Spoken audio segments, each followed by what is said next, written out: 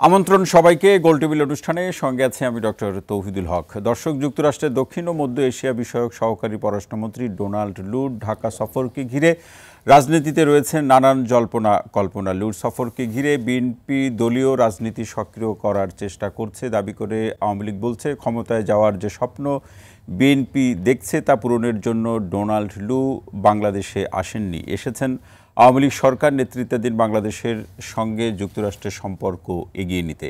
তবে বিএনপি বলছে ডোনাল্ড লুর সফর তাদের কাছে গুরুত্বপূর্ণ নয়, বরং এই সফর নিয়ে অস্থিরতায় ভুগছে আওয়ামী লীগ।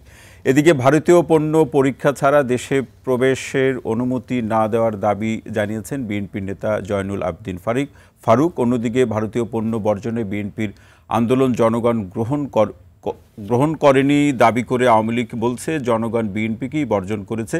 এসব নিয়েই দর্শক আজ আমাদের আলোচনার বিষয় দেশের রাজনীতিতে বিদেশি প্রভাব। এ বিষয়ে আলোচনা করার জন্য আরটিভির স্টুডিওতে উপস্থিত আছেন আওয়ামী লীগ দলীয় সংসদ সদস্য, জাতীয় সংসদের হুইপ নজরুল ইসলাম বাবু, বিএনপির তথ্য বিষয়ক সম্পাদক আজিজুল বারী হেলাল, আওয়ামী লীগের কেন্দ্রীয় কার্যনির্বাহী কমিটির সদস্য মারুফা আক্তার পপি, বিএনপি দলীয় সাবেক সংসদ সদস্য শাম্মী আক্তার, সাচিবের সাবেক মহাসচিব এবং আওয়ামী লীগের স্বাস্থ্য বিষয়ক উপকমিটির সদস্য অধ্যাপক ডাক্তার এম এ আজিজ, এবং অনলাইনে আমাদের সঙ্গে আরও যুক্ত আছেন জাহাঙ্গীরনগর বিশ্ববিদ্যালয়ের শিক্ষক অধ্যাপক ডক্টর কামরুল হাসান। আপনাদের সবাইকে অনুষ্ঠানে স্বাগত জানাচ্ছি। দর্শক, আপনিও চাইলে আলোচনায় অংশ নিতে পারেন। স্ক্রিনে দেখানো নম্বরে ফোন করে আজকের যে আলোচ্য বিষয় দেশের রাজনীতিতে বিদেশি প্রভাব, সেই বিষয়ে সম্মানিত আলোচকদের কাছে প্রশ্ন রাখতে পারেন, কিংবা এই বিষয়ে আপনার যদি কোনো মন্তব্য থাকে সেটিও আপনি ফোন করে আমাদের কাছে ছোট্ট করে জানাতে পারেন। আপনাদের ফোনের অপেক্ষায় থেকে যাচ্ছে আলোচনায়।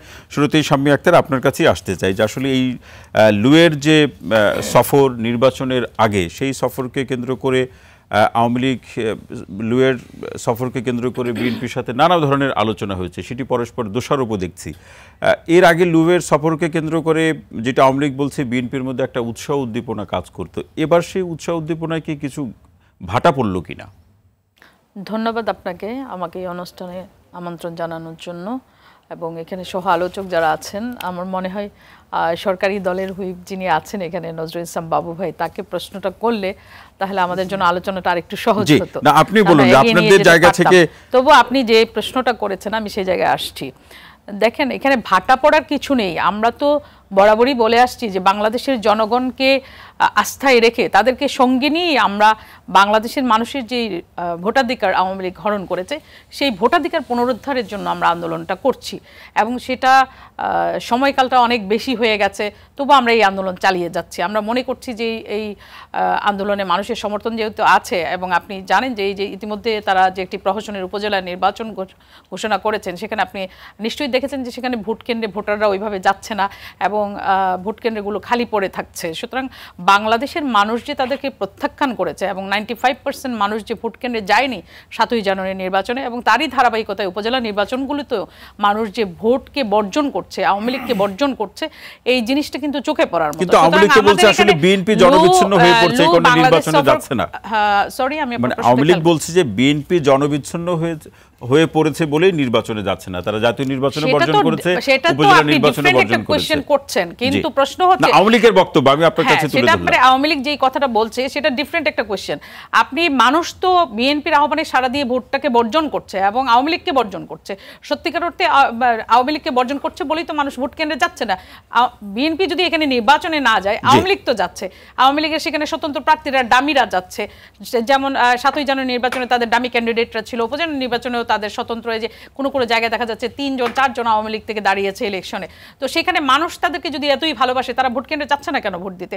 তারা তো বিএনপির আহ্বানে সাড়া দিয়ে ভোটকে বর্জন করছে, আওয়ামী লীগকে বর্জন করছে। এই জিনিসটা তো চোখে পড়ার মতো। এবং যেটা আপনি বললেন যে লুয়ের এই যে বর্তমান সফর, সেটা নিয়ে বিএনপির ভাটা পড়েছে কিনা, বিএনপির ভাটা পড়ার কিছু নেই। বিএনপি বাংলাদেশের জনগণকে সাথে নিয়ে আন্দোলন করছে, এবং আমরা মনে করি যে এই আন্দোলনে এটা কখন আমরা জয়লাভ করবো সেটা আমরা জানি না, বাট আমরা আমাদের আন্দোলন চালিয়ে যাচ্ছি এবং বিশ্বাস করি যে এই মানুষের ভোটাধিকার একদিন আমরা ফেরত আনবই। জি, অসংখ্য ধন্যবাদ নজরুল ইসলাম বাবু ভাই। আসতে চাই যে আসলে লুয়ের যে প্রসঙ্গ এবং যে বিষয়গুলো আলোচনা হয়েছে গণমাধ্যমে আমরা যেগুলো দেখেছি, রাষ্ট্রীয় পর্যায়ের যে আলোচনা, এর বাইরে কোনো সবক আছে কিনা সেটি নিয়ে আসলে মানুষের আগ্রহের জায়গা। না, আপনাকে অনেক ধন্যবাদ। এখানে স্বামী আপা অনেক ভালো করেই বলার চেষ্টা করেছেন, কিন্তু যেটা সত্য সেটাকে গোপন রেখে যদি কেউ এই বক্তব্যকে সুন্দর করতে চায় সেটা কিন্তু সবার চোখে ধরা পড়ে যায়। এখানে বাস্তবতা হলো যে এখানে রুই আসছেন তার রুটিন ওয়ার্ক করতে, আর বিএনপি সবসময় মনে করেন যখন কোনো বিদেশি আসেন তার রুটিন ওয়ার্ক করতে, তখন ওনারা মনে করেন আওয়ামী লীগ সরকারকে মনে হয় সাবধান করতে আসছেন বা ধরতে আসছেন। এটা কেন বলেন জানেন? যে সবসময় যারা জনগণ থেকে বিচ্ছিন্নতাকে শক্তি হারায় ফেলে তখন বাইরের কোনো শক্তি দেখলেই মনে করে এটা আমার পক্ষে, সে বুঝি আমার শেষ নিঃশ্বাস।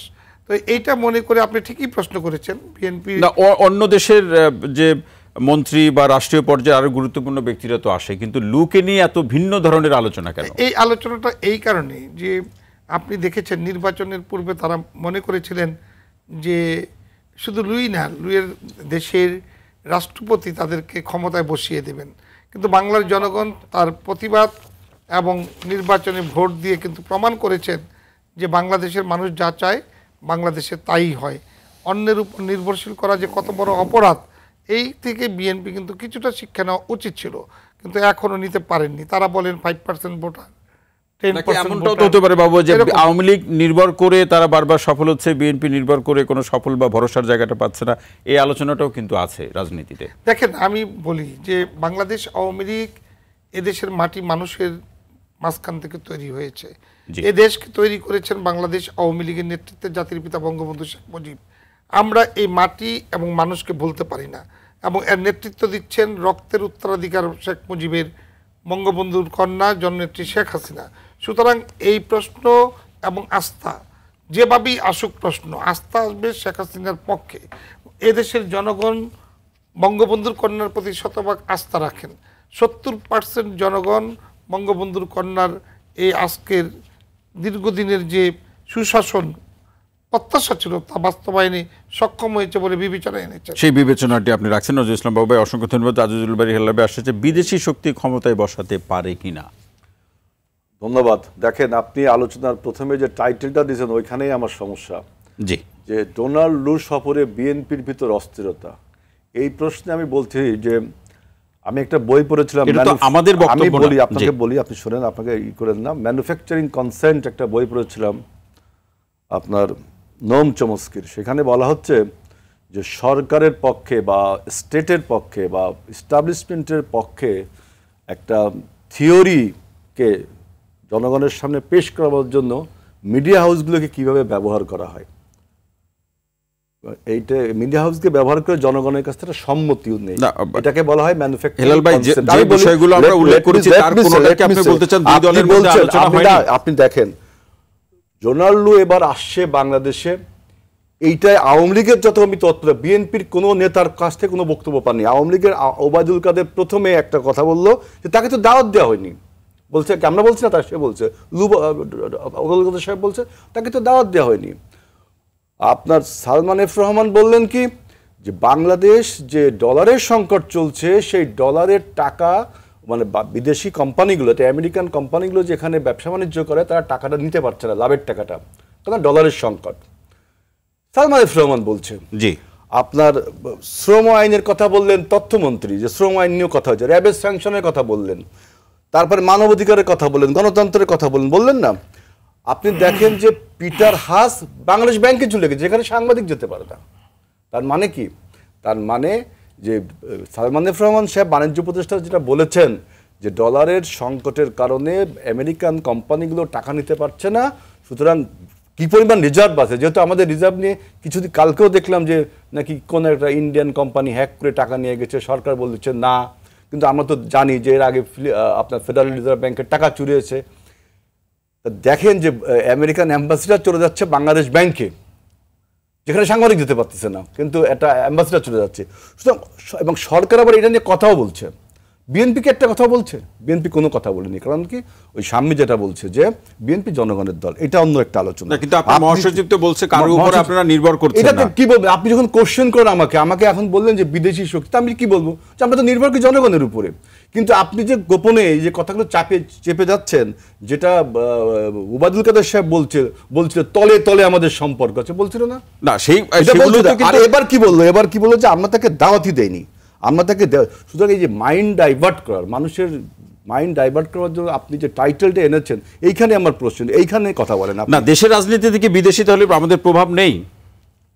বিদেশের প্রভাব তো বাংলাদেশ তো গ্লোবালি ডিসকানেক্টেড কোনো কান্ট্রি না, গ্লোবালি ভিলেজে আমরা একটা অংশ। অতএব আন্তর্জাতিক রাজনীতি বাংলাদেশের প্রভাব ফেলবে, এটা প্রশ্ন করা।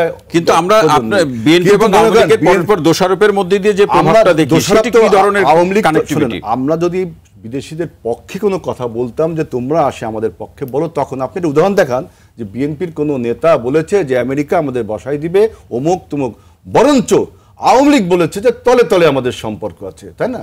এইটা তো আপনি এই জিনিসটা ফ্যাব্রিকেশন করছেন না। কিন্তু আমাদের দ্বাদশ জাতীয় সংসদ নির্বাচনের আগে এই আলোচনাটি রাজনীতিতে খুব স্পষ্ট ছিল। ইউরোপীয় ইউনিয়ন এবং মার্কিন যুক্তরাষ্ট্র বিএনপির পক্ষে কাজ করছে এবং ভারত আওয়ামী লীগের পক্ষে কাজ করছে, সেটি এক ধরনের আলোচনা ছিল। সেটিকে আপনি অস্বীকার করতে পারেন?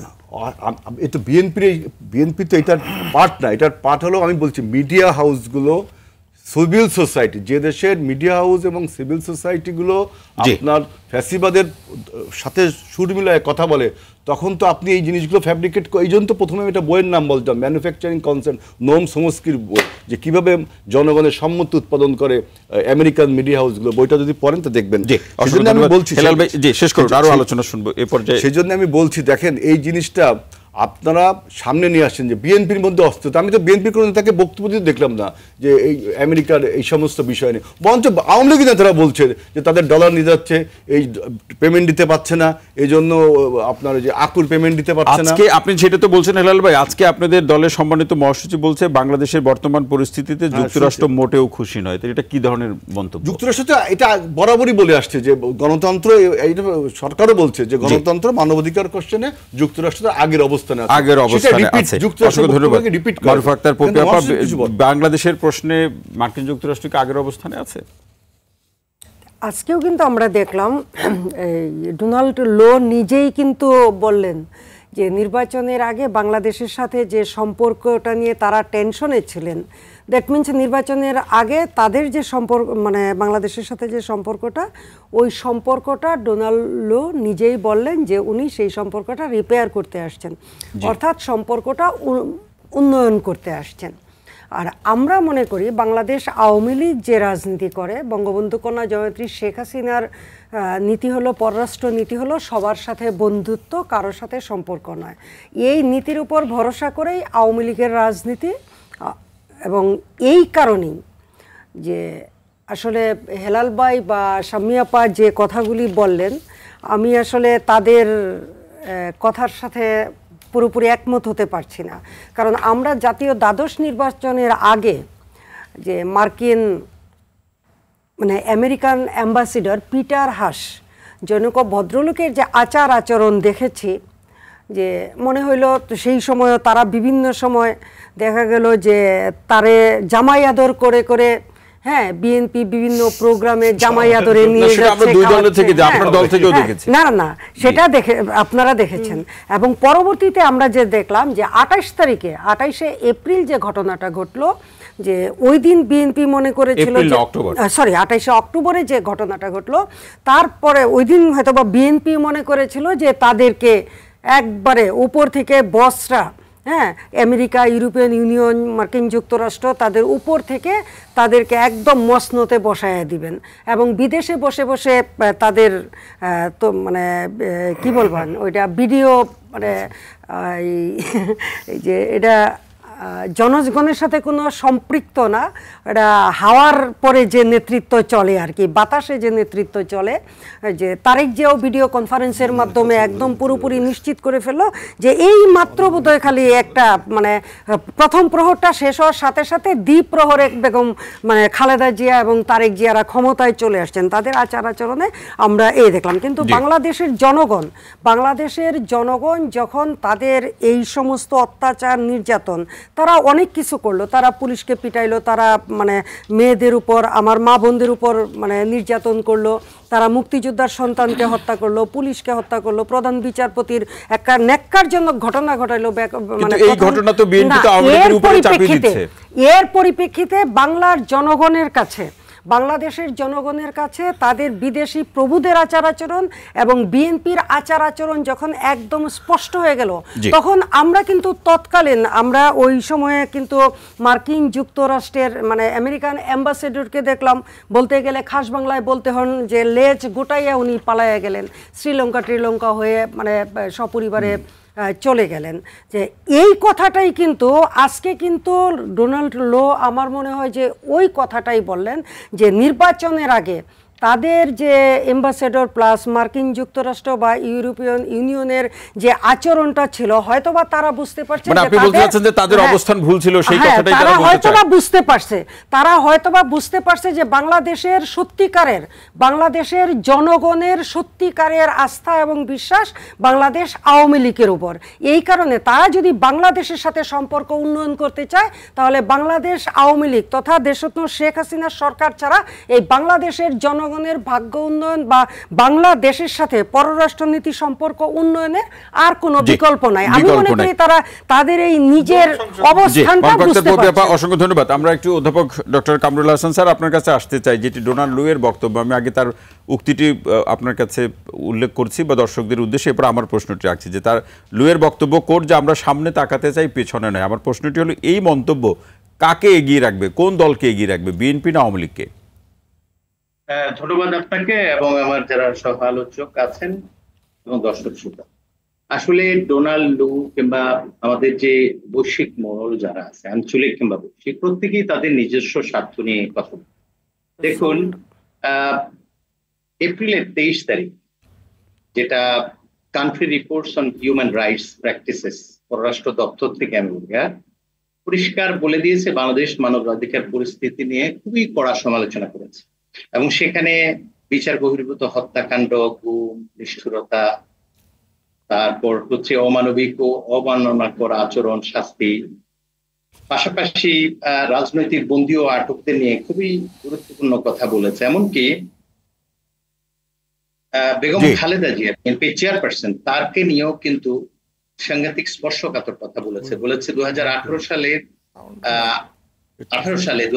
সালের দুর্নীতি ও অর্থ আত্মসাতের মামলায় তাকে 10 বছর জেল দেওয়া হয়েছে, অথচ 2019 সালে তাকে জেলখানা থেকে হাসপাতালে স্থানান্তরের বিষয়গুলো নিয়ে আসছে। না, এই বিষয়গুলো নিয়ে আছে অধ্যাপক ডক্টর কামরুল হাসান। আমার প্রশ্ন হলো যে অতীতের প্রেক্ষাপট সেটি তো আছে, এবারের সফরের যে বিষয়গুলো রাষ্ট্রীয়ভাবে যেগুলো আমরা দেখেছি, সেখানে আসলে রাজনৈতিক প্রসঙ্গগুলো একেবারে নাই বললেই চলে।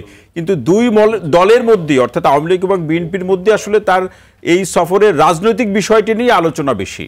আমি সেটাই বলছিলাম যে এপ্রিলের 23 তারিখ তাদের যে বক্তব্য, এবং সেখানে আরেকটা কথা একটু যুক্ত করে যদি সুযোগ দেন, যে তারা রাজনৈতিক বন্দী এবং আটক বিষয়ে অত্যন্ত স্পর্শকাতর কথা বলেছে এবং সেখানে বলেছে বেগম খালেদা জিয়ার বিরুদ্ধে যে অভিযোগ আনা হয়েছে সেখানে তথ্য প্রমাণের ঘাটতি আছে এবং এতে বোঝা যাচ্ছে যে নির্বাচন প্রক্রিয়া থেকে তাকে সরিয়ে রাখার জন্য এটা করা হয়েছে। অন্যদিকে প্রসিকিউটররা মাননীয় প্রধানমন্ত্রী শেখ হাসিনার বিরুদ্ধে যে মামলাগুলো আছে সেগুলো প্রত্যাহার করেছেন এবং এটা কারা বলেছে? Country report on human rights practices, যুক্তরাষ্ট্রের মার্কিন পররাষ্ট্র দপ্তর থেকে। এটা 23 তারিখ দেখুন।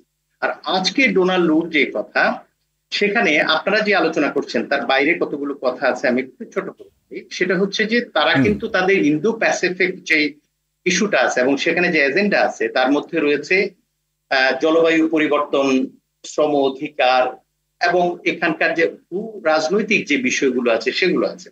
তো আলোচনায় আমি দেখলাম যে রাজনৈতিক এবং নাগরিক অধিকার চর্চার যে খোঁজ নিয়েছেন, এখানে যারা নাগরিক প্রতিক্রিয়া যেটা পত্রিকায় আমি পড়েছি, সেখানে পরিষ্কার বলা হয়েছে যে পরিস্থিতি আগের চেয়ে আরো অবনয়ন হয়েছে, খারাপ হয়েছে। দ্বিতীয় যে জায়গাটায় ডোনাল্ড লু বলেছে, এটাকে মন্তব্য করার পর এটার পর তিনি মন্তব্য করেছেন, এটা অত্যন্ত উদ্বেগজনক। তিনি একটা কথা বলেছেন, সম্পর্ক উন্নয়ন করতে চায়। এখানে আরেক একটা কথা একটু যোগ করতে চাই, এবং খুবই গুরুত্বপূর্ণ যে বিষয়টা, পিটার হাস সাহেব বাংলাদেশ ব্যাংকে ঢুকেছেন, আমার পূর্ববর্তী আলোচক খেলার ভাই বলেছেন যে বাংলাদেশ ব্যাংকে সাংবাদিকদের ঢুকতে দেওয়া হয় না, অথচ নজিরবিহীন ঘটনা হচ্ছে পিটার হাসকে ঢুকতে দেওয়া হয়েছে, এবং তিনি কি খবর নিয়েছেন আমরা জানি না। তবে যেটা বোঝা গেল, দেখুন এখানে আমাদের মাননীয় প্রধানমন্ত্রীর যে উপদেষ্টা শিল্প বিনিয়োগ বিষয়ক সালমান এফ রহমান সাহেব, তার সঙ্গে নৈশভোজে যে আলোচনাটা হয়েছে যে বাংলাদেশে বিনিয়োগ করা, তিনি নিজেই বলেছেন মার্কিন প্রতিষ্ঠানগুলোর যে লভ্যাংশ সেটা তারা পাচ্ছে না, এবং তারা অভিযোগ করছে এটা ডলার সংকটের কারণে দেওয়া হচ্ছে না, এবং জিজ্ঞাসা করা হয়েছে কবে দেওয়া হবে। জি, মানে অর্থাৎ সফরের রাষ্ট্রীয় যে বিষয়গুলো নিয়ে আলোচনা, সেই আলোচনাগুলো হয়েছে। অধ্যাপক ডক্টর সেই কথাই বলছেন, অধ্যাপক ডক্টর কামরুল হাসান আরো আলোচনা শুনবো। অধ্যাপক ডাক্তার এম আজিজ ভাই, আপনার কাছে আসছে। আসলে আওয়ামী লীগ বলছে যে পরোয়া করি না, এটা কি মনে হয় যে মুখের বলার জন্য বললো, একটা শক্তি দেখানোর জন্য অবস্থা পরিবর্তন হয়েছে, সেটি অন্তরের কথা? ধন্যবাদ আপনাকে। দেখুন, পরোয়া করি না আওয়ামী লীগের এই স্ট্যান্ড কিংবা সেক্রেটারি সাহেবের এই স্ট্যান্ড আগের থেকে পরিষ্কার যে যুক্তরাষ্ট্রের আগের যে অবস্থান, ইলেকশনের আগের যে অবস্থান, এই অবস্থানে আওয়ামী লীগের এই স্ট্যান্ডই ছিল। এখন এই মুহূর্তে লু সাহেবের এই সফরে এটাও আওয়ামী লীগের সেক্রেটারি সাহেব পরিষ্কার বলেছেন যে এটা রুটিন সফর, এখানে কোনো সরকার পরিবর্তন, নির্বাচন, মধ্যবর্তী ইলেকশন এইগুলোর কোনো ফ্যাক্টর না। তারা স্পেসিফিক স্ট্র্যাটেজি গুরুত্ব নিয়ে বাংলাদেশে ভূরাজনৈতিক প্রেক্ষাপটে গুরুত্ব থাকবে, এইটা স্ট্র্যাটেজি আছে। উনি আরও 2টা দেশে সফর করে এখানে আসছেন, সুতরাং এইটা তাদের রুটিন সফর, এখানে কেউ দাওয়াত দেওয়া নেই। আর একটা ইম্পর্টেন্ট হলো যে এই সুশীল ভাই বোঝা যাচ্ছিল না বেশি, সুশীল সমাজের বৈঠকের পর অবনতির কথা বললো কি জানি। দেখেন, এই সুশীল উনি আসছে কোনো রাজনৈতিক দলের সাথে বসে নাই। উনি যদি গভর্নমেন্টের, ওনাদের স্টেট গভর্নমেন্টের কোনো সফর নিয়ে আসে, তাহলে এই পররাষ্ট্রমন্ত্রী, বন পরিবেশ মন্ত্রী রিলেটেড, জলবায়ু রিলেটেড, কিংবা বিনিয়োগ, আমাদের উপদেষ্টা ব্যবসায়ী সংক্রান্ত ট্রেড রিলেটেড, এগুলো ঠিক আছে বসা। কিন্তু এই যে সুশীল সমাজ, এইটা স্পেশাল সুশীল সমাজ যাদের সাথে বসেছে, মানে স্পেশাল মানে এটা আমেরিকানদের, ইউএসের জন্য স্পেশাল, কিংবা এখানে আমাদের দেশের কারোর জন্য স্পেশাল, এইটা ওই জন্য অবনতির কথা এখানে আসছে। দেখেন, এইটা প্রথম কথা হলো যে লু সাহেবের যে বক্তব্যটা আমরা শুনেছি, যে তাদের স্ট্র্যাটেজি হলো সম্পর্ক উন্নয়ন করা, এবং আগের যে আস্থা বিশ্বাসের জায়গাটা ছিল বাংলাদেশের সাথে সম্পর্ক, এটার উন্নয়ন করতে, এটা আবার ফিরে পেতে চায়, এই আস্থাটা আবার ফিরে পেতে চায়, এইটা বাংলাদেশের সাথে পড়ছে। কিন্তু ভাই যেটা বললো যে বিএনপির কোনো নেতা কোনো কিছু বলেন এই ব্যাপারে, ঠিক না। বিএনপির মহাসচিব সাহেব বক্তব্য রাখছে যে ইলেকশন পছন্দ করে না, এই নিয়ে কথা রিজভী সাহেব বলছে যে এই উপদেষ্টাদের বাসায় নাকি হাতে পায়ে ধরছে আওয়ামী লীগ সরকার। তাদের সাথে যুগপৎ আন্দোলনের নুরু মিয়া বলছে যে আলোচনা হয়তো হতে পারে মধ্যবর্তী নির্বাচন, ওইটাও তারা স্বপ্ন দেখছে। নুরু মিয়া মানে হ্যাঁ, একটা কি অধিকার আন্দোলন, হ্যাঁ বিপিন, কেউ বলে নুরু মিয়া, যাই হোক, এইটা বিভিন্ন কথাবার্তা কিন্তু তারা বলছে। এই জায়গাটা কিন্তু এটা ঠিকই আছে। তারা এই ইলেকশনের আগের যে তাদের সাথে সম্পর্ক ছিল, এখন কিন্তু এই সম্পর্কটা নাই। ওনারা 28 অক্টোবরের পরে তো গাছে উঠায় মই সরাই নিছে। কি হলো এই মাঝখানে, হলোটা কি? এইটা ওই যে 28 অক্টোবরের যে ঘটনা, এই যে ষড়যন্ত্র এবং পাবলিক সাপোর্ট, এইটা তো তারা অ্যাসেস করছে, আমেরিকানরা অ্যাসেস করছে। সুতরাং তারা বন্ধুত্ব থেকে চলে গেছে। এখন তারা বাংলাদেশের সাথে সম্পর্ক উন্নয়ন করতে চায়, কাজ করতে চায়, আগের পুনরুদ্ধার করতে, জিএসপি সুবিধা আবার ফিরে। এখানে আজিব আমি ছোট একটা প্রশ্ন করি, সেটা হচ্ছে মার্কিন যুক্তরাষ্ট্রকে আপনার কাছে কি মনে হয় যে তারা দেখতে চেয়েছে অথবা দেখতে চাচ্ছে, ভবিষ্যতে দেখবে যে রাজনীতির মাঠ কার দখলে অথবা কার প্রভাব বেশি, এটি কি তারা দেখতে চায়? দেখেন, এটা খুব স্পষ্ট। আজকে ইন্ডিয়ার সাথে বাংলাদেশের যে রিলেশন, আবার চীনের সাথে যে বাংলাদেশের রিলেশন, কূটনৈতিক রিলেশন, চীনের আবার এই যে 14 দলের নেতৃত্বের সফর, ইন্ডিয়ার ইলেকশন, আবার তাদের দেশে ইলেকশন, এই জায়গাটার জননেত্রী শেখ হাসিনার এখন একটা সুবিধাজনক অবস্থান এবং সময়, এবং আগেও কূটনীতিতে যে দক্ষ অবস্থান ছিল, এখনও আমাদের দেশের যে পররাষ্ট্রনীতি এবং কূটনীতিক যে অবস্থান, এখানে জননেত্রী শেখ হাসিনার এই প্রেক্ষাপটে আমার মনে হয় যে বাংলাদেশের অবস্থান ভূরাজনৈতিক প্রেক্ষাপটে যে গুরুত্ব, এইটা আরো আরো আলোচনা শুনবো। অধ্যাপক ডক্টর এম এ আজিজ ভাই, অসংখ্য ধন্যবাদ। আমি প্রশ্নটি রেখে যাই শাম্মী আক্তার, শাম্মী আপা আপনার কাছে, যে আসলে যেটা আওয়ামী লীগ বলছে যে বিদেশিদের কাছ থেকে প্রত্যাশা, বিশেষ করে মার্কিন যুক্তরাষ্ট্র, ইউরোপিয়ানের কাছ থেকে সেটি না পেয়ে বিএনপি রাজনৈতিকভাবে হতাশ হয়ে পড়েছে, সেটি নির্বাচনে অংশ না নেওয়ার ক্ষেত্রে এর একটি প্রভাব আছে, আদৌ আছে কিনা এই প্রশ্নটা আমি রেখে গেলাম। বিরতি থেকে ফিরে এসে শুনবো। প্রিয় দর্শক, আপনারা দেখছেন বিশেষ আলোচনা অনুষ্ঠান গোল টেবিল। নিচ্ছে ছোট্ট বিরতি, সঙ্গেই থাকুন।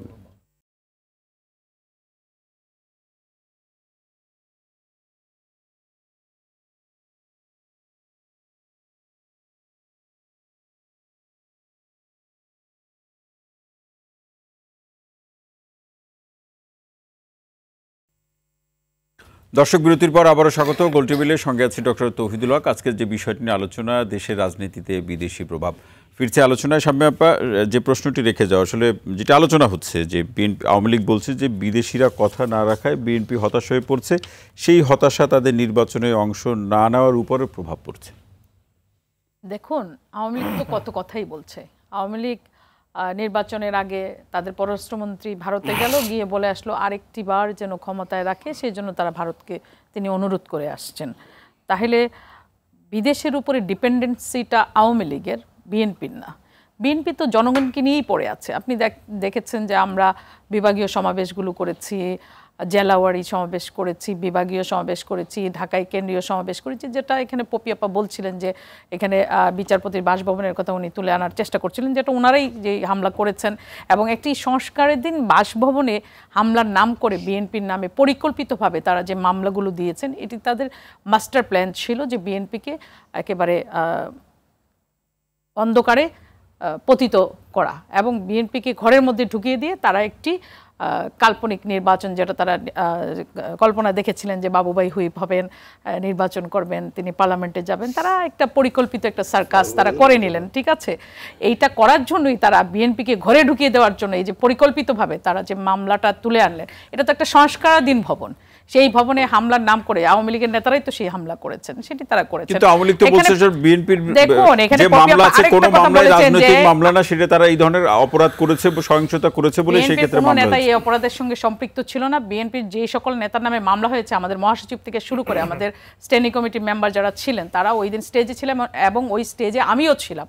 সেদিন আমাদের সমাবেশের উপরে কিভাবে কমান্ডো স্টাইলে আওয়ামী লীগ হামলা করেছে, আমাদের নেতাকর্মীদেরকে মানে নির্যাতিত করেছে, ডেফিনেটলি কমান্ডো স্টাইলে। কারণ আমরা তো সমাবেশে আমরা বক্তব্য শুনছিলাম, আমাদের সেখানে জ্বালাময়ী বক্তব্য হচ্ছিল, কিন্তু সেখানে এই পুলিশ কমান্ডো স্টাইলে যে আমাদের সমাবেশের মধ্যে হামলা করলো, আমাদের নেতাকর্মীদেরকে গুলি করে রক্তাক্ত করলো, আমাদের ছেলেদেরকে পা ভেঙে দিল, হাত ভেঙে দিল। এইরকম অবস্থায় রক্তাক্ত কতগুলো মানুষ আমাদের সামনে নিয়ে আসা হলো, ভ্যানের উপরে করে তাদেরকে হসপিটাল নিয়ে যাওয়া হলো।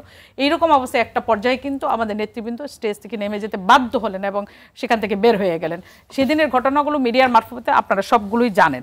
তো সেটি নিয়ে আমি আবার নতুন করে কিছু বলতে চাই না। এই ডিপেন্ডেন্সি আওয়ামী লীগের বরাবরই ছিল। তারা ভারতের, যেমন ওবায়দুল কাদের সাহেব এটাও বলেছিলেন যে ভারত শক্তভাবে তাদের পাশে দাঁড়িয়েছিল বলেই তাদের এইরকম একটি কাল্পনিক একটি যে ড্রিম তারা দেখেছিলেন যে আবারও এই পার্লামেন্টটাকে তারা কুক্ষিগত করবেন, সেটা তারা করতে পেরেছেন।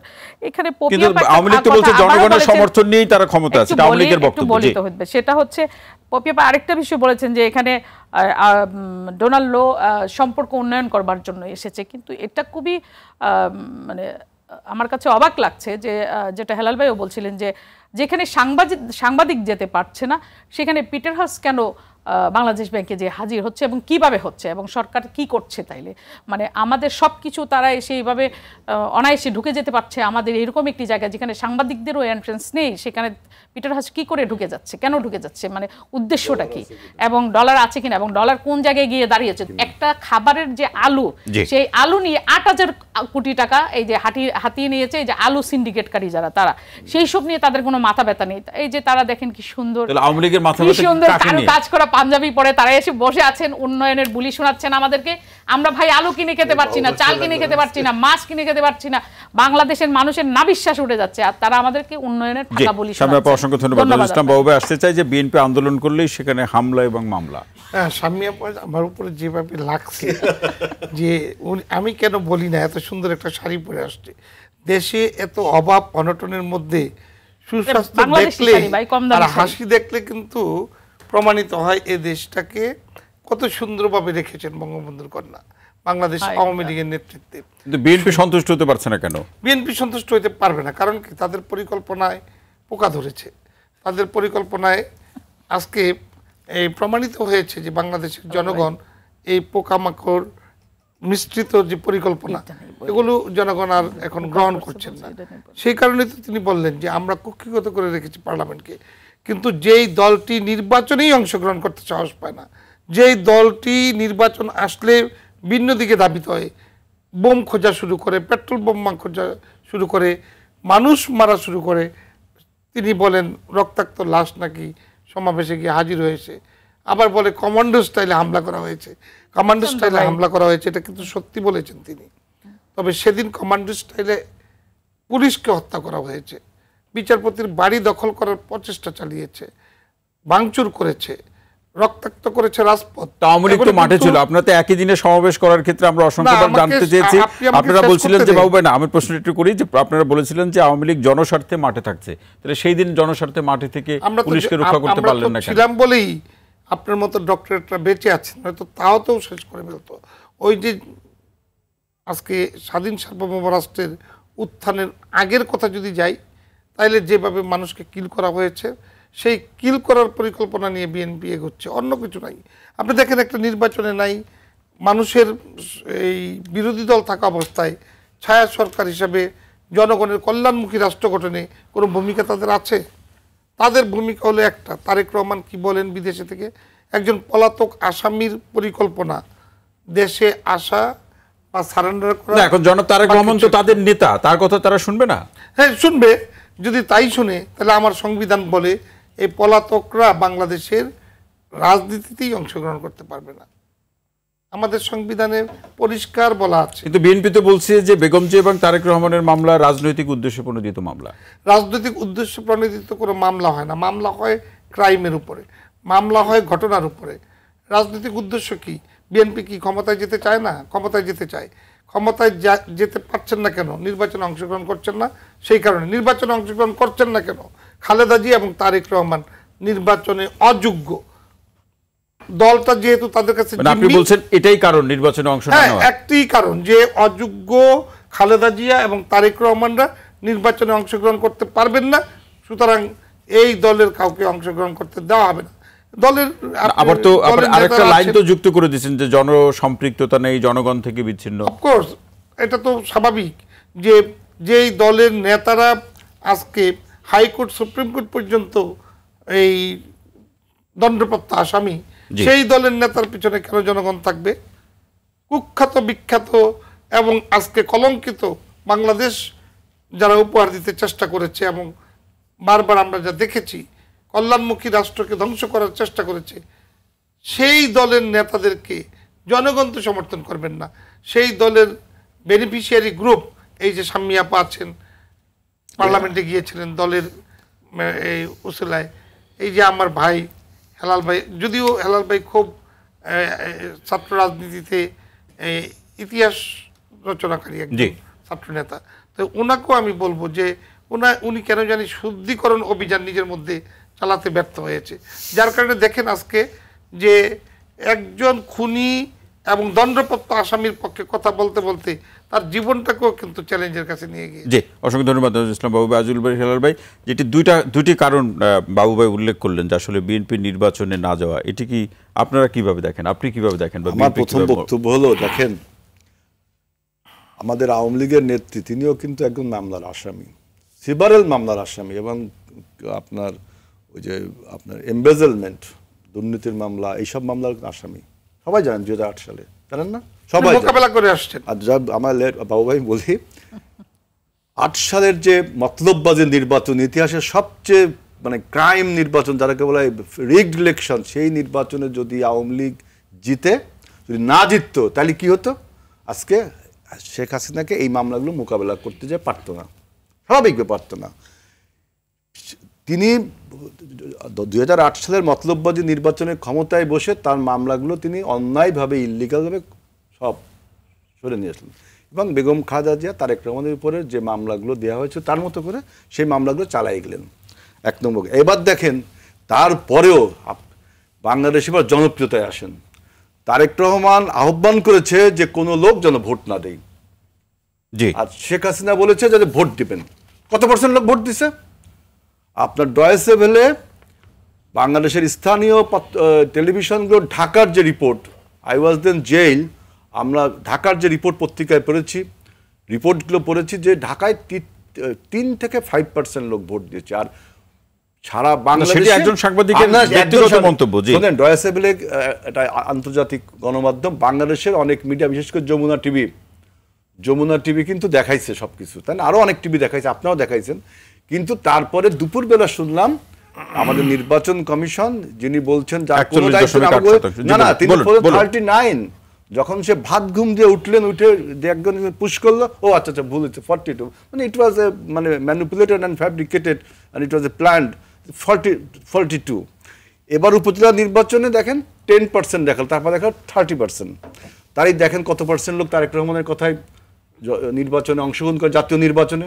অর্থাৎ তারেক রহমান রাজনীতিতে জয়লাভ করেছেন এবং আওয়ামী লীগ রাজনীতিতে পরাজিত হয়েছে। আপনি যে বলছেন যে আমরা হতাশ হব কেন? রাজনীতি একটা স্থায়ী বিষয়, ক্ষমতা হলো আপনার অস্থায়ী বিষয়। আপনি এতক্ষণ আপনি বললেন যে 28শে অক্টোবরে যে ক্র্যাকডাউনের কথা শাম্মী বলল, আপনি সেই ক্র্যাকডাউনের ঘটনায় দেখেন যে মামলায় মহাসচিব আসামি, যে মামলায় মির্জা আব্বাস ভাই আসামি, সেই মামলায় শাহজাহান ওমরও আসামি। কি হলো? শাহজাহান ওমর জেলখানার থেকে ডাইরেক্ট বেরোয় নৌকা মার্কা ইলেকশন করে ভোটে দাঁড়ালো। কি বলবেন তার মানে কি শেখ মানে আওয়ামী লীগের যে ক্র্যাকডাউনটা প্ল্যান করে আমাদের নেতৃবৃন্দকে মামলায় ফেলায়, এবার আপনি তাকে উপরে প্রেশার দিচ্ছেন যে তুমি যদি নৌকায় না আসো তোমাকে you have to stay in jail. তাই হয়েছে। শাহজাহান ওমর একদম বেরোয় গণভবনে চলে গেল, সবাই দেখছেন।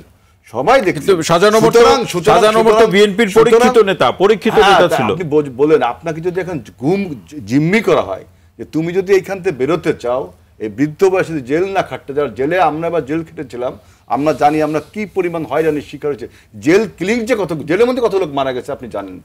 সুতরাং শাহজাহান ওমরকে যে চাপ সে সহ্য করতে পারেনি, তা সে কি করলো, আমাদের মহাসচিব, আমাদের মির্জা আব্বাস, আমাদের খসরু ভাই, আরো অনেক নেতারা কিন্তু জেলে কষ্ট করেছে। কিন্তু এই কষ্টের মধ্যে শাহজাহান ওমরকে নিয়ে আপনার দিল্লা নৌকা মার্কা। তার মানে কি ওই ক্র্যাকডাউনে আপনি পরিকল্পিত ক্র্যাকডাউনটা করছেন আমাদের উপরে। এই ক্র্যাকডাউনে আমাদের করবেন আসামি, যে সমস্ত আসামিরা আপনাকে সারেন্ডার করবে না তাদেরকে আপনি জেলে রাখবেন, যারা সারেন্ডার করবে তাদের করবে নৌকা। কিন্তু বাবু ভাই তো অস্বীকার করলেন, বললেন যে বিএনপি আন্দোলনের নামে সহিংসতা করছে বলেই তাদেরকে জেলে দিতে হচ্ছে। আওয়ামী লীগ কিন্তু স্বীকার করবে, উনি তো তার কথা বলবে।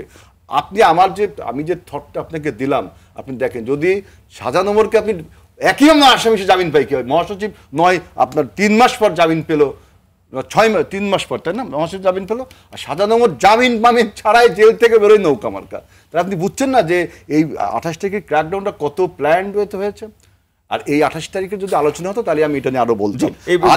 আরেকটি কথা আপনি দেখেন, বারবার ডোনাল্ড লু বলছেন, আপনারা ভুলে যাচ্ছেন কেন যে বাংলাদেশ টাকা দিতে ব্যর্থ হচ্ছে, সেই ডলার মোলার বাংলাদেশে নেই, এইটা খোঁজ করে দিতে আসছে। যে আসলে আমি দেখলাম ব্যবসায়িক এটাই যে বাংলাদেশ ব্যাংকে তো টাকা লুটে যাচ্ছে, ও দেখছে ডলার মোলার তো নেই, বাংলাদেশ টাকা দিবে কোত্থেকে, ওদের ঠিক আছে কিনা, বাংলাদেশের বক্তব্য ঠিক আছে কিনা, কিন্তু সমস্ত নিয়ম কানুন ব্যাংকে সেখানে চলে যাচ্ছে।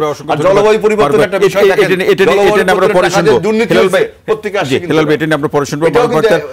আপনার কাছে আসছে যে নৌকায় উঠলেই সব অপরাধ মাপ।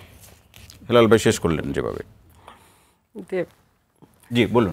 বাবু ভাই বললেন যে হেলাল ভাই নিজেকে এখনো শুদ্ধ অভিযানে সংযুক্ত করতে পারেন নাই। আমিও বাবু ভাইয়ের কথার সাথে একমত।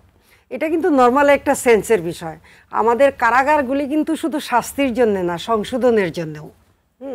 আর নর্মাল হিসাবে একই অপরাধে ধরেন যে একজন 5 জন হত্যা মামলার আসামি হয়, কিন্তু সবার শাস্তি কিন্তু সমান হয় না, যে নাম্বারিংও থাকে, 1 নম্বর আসামি 14 নম্বর আসামি, হ্যাঁ, সেই অনুপাতে আদালত শাস্তি নির্ধারণ করে, সেটা আদালতের বিষয়। কিন্তু আমার মনে হয় শাহজাহান ওমর সেই সংশোধনের জন্যে যে উনি জেলখানায় বসে উনি নিজের মানে শুদ্ধ আচরণটা করতে পারছেন। ওনার মনে হয়েছে যে সারা জীবন উনি যে রাজনীতিটা করেছেন তার সেই বায়বীয় নেতৃত্ব তার জন্য শুভনীয় না এবং দেশের জন্যও কল্যাণকর নয়। এই কারণেই তারেক জিয়ার বায়বীয় নেতৃত্ব থেকে বের হয়ে উনি বাংলাদেশের জনগণের সত্যিকারের যে রাজনৈতিক দল, একজন মুক্তিযোদ্ধা হিসেবে নট অনলি নৌকা না, উনি বাংলাদেশের জনগণের একজন রাজনীতিবিদ হিসেবে বাংলাদেশের জনগণের মতামতের প্রতি শ্রদ্ধা রেখে উনি নির্বাচনে অংশ নিয়েছেন এবং মুক্তিযোদ্ধা হিসেবে উনি মনে করেছেন বাংলাদেশের উন্নয়ন, বাংলাদেশের জনগণের সুখ সমৃদ্ধি একমাত্র বাংলাদেশ আওয়ামী লীগের পক্ষেই সম্ভব। কারণ বাংলাদেশের জনগণকে নিয়ে বাংলাদেশের সমৃদ্ধির কথা একমাত্র বাংলাদেশ আওয়ামী লীগই ভাবে, আর বিএনপির এই বায়বীয় নেতৃত্ব নিজেদের সুখ শান্তি সমৃদ্ধি ছাড়া বাংলাদেশের জনগণের কথা ভাবে না। আজকেও আপনাদের হেলাল ভাই তো বললেন যে আসলে তাদের ভোট বর্জনের আহ্বানে সাড়া দিয়ে অধিকাংশ ভোটাররা ভোট কেন্দ্রে যায়নি। আর হেলাল ভাই তো অনেক কথাই বলতেছে। আজকের পত্রিকায়ও দেখলাম প্রায় অর্ধশতকের বেশি, শতখানের উপজেলা নির্বাচনে অংশ নেওয়ার জন্য তারা সমানে বিএনপি থেকে বহিষ্কার করতেছে। যে নেতার কথা দলের নিজের কর্মীরা মানে না, তো সেই নেতার কথা বাংলাদেশের সাধারণ জনগণ মানবে। এখন উপজেলা নির্বাচনে পরিকল্পনা আওয়ামী লীগের স্বজনের সংখ্যা সেটা কিন্তু আপনার দলের অনেক নেতাকর্মীও কিন্তু মানেনি। না, আওয়ামী লীগের স্বজনের কথা অনেকেই মেনেছে। স্বজন কি, তারপরে আমার আওয়ামী লীগ একটা ক্রাইটেরিয়া কিন্তু দিয়ে দিয়েছে। এটা ধরেন যে শাসন অনুশাসনের পরিপ্রেক্ষিতে এক একজনের শাসনের ধরন মানে এক এক রকম হয়। আমাদের উপজেলা নির্বাচনটাকে শুনেন, বললাম যে নির্বাচনটাকে দলের মধ্যে না রাখার জন্য, নির্বাচনের ব্যাপকতাটা দেওয়ার জন্য, এই কারণে আওয়ামী লীগের নেতৃত্ব বলেছে এইটা শুধু দলের মধ্যে নির্বাচনটা রাখা যাবে না, এটা জনগণের মধ্যে ছড়িয়ে দিতে হবে। এই কারণে দলের মানে যত পারো তোমরা আত্মীয় স্বজনরা ওপেন করে দাও। এটা কিন্তু কোনো দলীয়, আমি আপনার কাছে ফিরছি, আমি এক মিনিট বলি। দেখেন নেতৃত্ব এবং আপনার কন্ট্রোলিং দেখেন, আমাদের দলের তৃণমূলরা বলেছিল যে আমরা নির্বাচন করবো না, কেন্দ্র কমিটি বলছে নির্বাচন দলে যাবো না। যারা যারা এই তৃণমূলের সিদ্ধান্তকে ভায়োলেট করেছে আমরা তাদের বহিষ্কার করেছি। কিন্তু আওয়ামী লীগের নেত্রী বললো যে কোনো স্বজন যদি ইলেকশন করতে হবে না, শত শত স্বজন ইলেকশন করেছে, একজনকে বহিষ্কার করতে হবে, তার মানে কন্ট্রোল লেস। জি, শেখ হাসিনার নেতৃত্ব তাহলে আওয়ামী লীগ মানছে না, সেগুলো একটা বহিষ্কার করতে, তাহলে আমরা কিন্তু বহিষ্কার করব। দলীয় শৃঙ্খলা যেটা আমি বললাম যে এটা কিন্তু কোনো ওয়ার্কিং কমিটির কোনো সিদ্ধান্ত না। এটা হয়েছে আমি বলছি, আপনারা যে বলছি যে বাবু ভাই বলছে এটা, সেটা কিন্তু আমার কিছু পার্সোনাল বিষয়। আমি যে কথাটা বললাম এই কৌশল, এটা একটা কৌশলটা ওই যে জনগণের কাছে নির্বাচনটাকে জনগণের সাথে সম্পৃক্ত করার জন্য, দলের বাইরে বের করে দেওয়ার জন্য এই কথাটা বলা হয়েছে। নাকি বাস্তবতা এরকম যে সবাই প্রতিনিধি জনপ্রতিনিধি হতে চায়, নির্বাচন করতে চায়, কারণ এখানে লভ্যাংশের একটা ব্যাপার আছে? না, লভ্যাংশ না, রাজনীতি এজ এ মেন হিসেবে আপনি যখন 18 বয়সের উপরে হয়ে যাবে তখন কিন্তু পলিটিক্স করার রাইট কিন্তু আপনার মৌলিক অধিকার হয়ে যায়। তখন কিন্তু সত্যিকার অর্থে আমি আপনার উপরে বাইন্ডিংস দিতে পারি না। আমি আপনাকে আচ্ছা বাবু শেষ করে আমি যে এইটার একটা ব্যাখ্যা কিন্তু আছে যে বিএনপি বলেন যে সরকার দলীয় লোকজনরা নির্বাচন করতে দেন না, নির্বাচনে তাদেরকে অংশগ্রহণ করতে দেন না। একদম সরকার দলের কোনো ভাই ব্রাদার আত্মীয় স্বজন যেন ইলেকশনের কোনো ডিস্টার্ব অথবা না করেন সেইটা পর্যন্ত দল থেকে ঘোষণা দেওয়া হয়েছে। তার মানে বিএনপি যারা ভয় পায় আসেন নির্বাচনে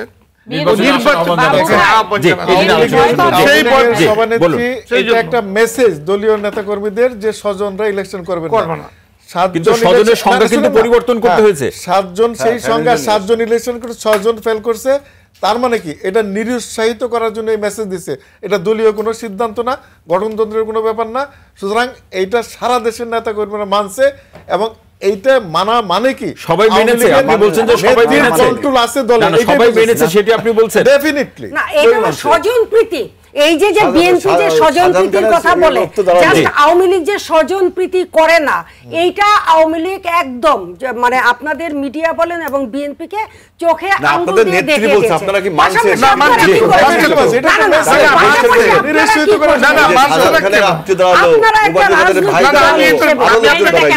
কথা বলতেছে তারা আমরা তো শুনছি, সবার কথাই শুনছি, সবার কথা শুনছি।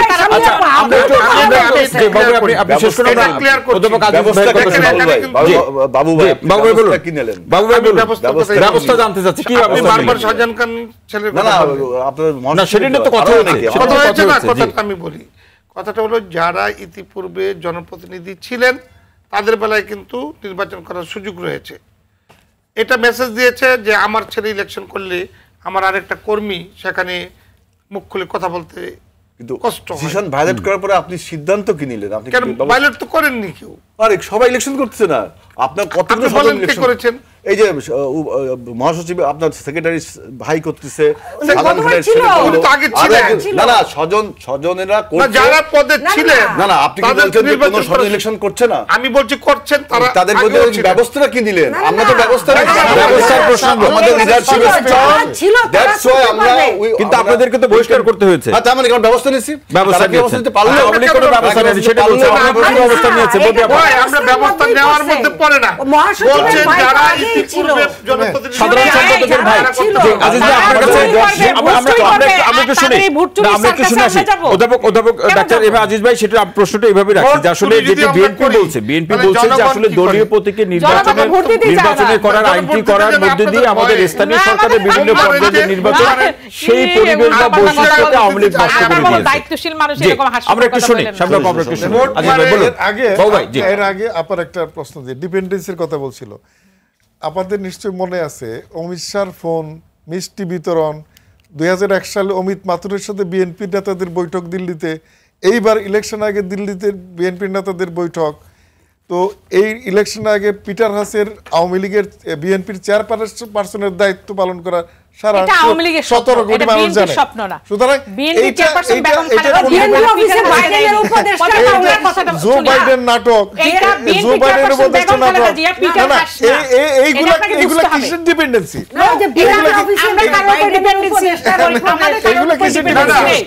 নির্বাচনের আগে যখন ভারতের পররাষ্ট্র সচিব বাংলাদেশে চলে আসে তখন সেটা কিসের নির্ভরত বলবো? নির্বাচনের আগে ভারতের পররাষ্ট্র সচিব যখন আসছিল, যেটা এরশাদ সাহেবের কথা বলে, এখানে অনেক নেতাদের সাক্ষী সামনে বসেছিল, জাস্ট এরশাদ সাহেবের স্বাস্থ্য অবস্থা দেখতে গেছিল সুষমা স্বরাজ নাকি জানি।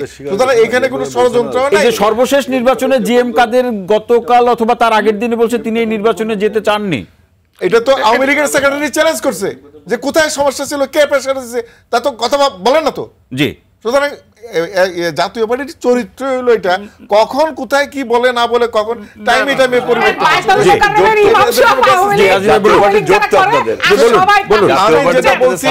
এই নির্ভরতা থেকে মুক্তি হবে কিনা, আমাদের রাজনীতি মুক্তি পাবে কিনা?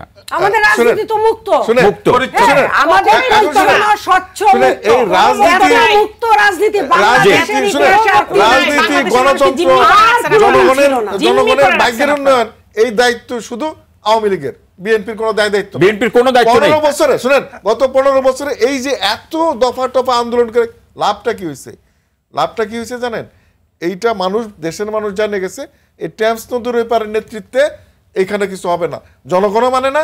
আর 15 বছরে হাজার হাজার নেতা বহিষ্কার করে বিএনপির একটা তৃণমূল শেষ করে বিএনপির কোনো দায়িত্ব নেই। হাজার হাজার বহিষ্কার করে কিছু নাই, বাংলাদেশের গণতন্ত্র প্রতিষ্ঠা হবে কিছু নাই। অসহযোগ আন্দোলন অসহযোগ আন্দোলন কেউ শুনে না। বলুন আপনার নেতারাই শুনে না, আপনার দলের নেতা কর্মীরা শুনে না, আপনার যুগপৎ আন্দোলনের নেতারাই শুনে না। একটু চুপ করেন, আমি বলি আমাদের নেতার প্রতি আমাদের আস্থা আছে। টেমস নদীর ওই পারে আমাদের যে অ্যাক্টিং চেয়ারম্যান আছেন তারেক রহমান, ওনার নেতৃত্বে বিএনপি সুসংগঠিত আছে এবং বিএনপি অনেক বেশি শক্তিশালী আছে আগের চেয়ে।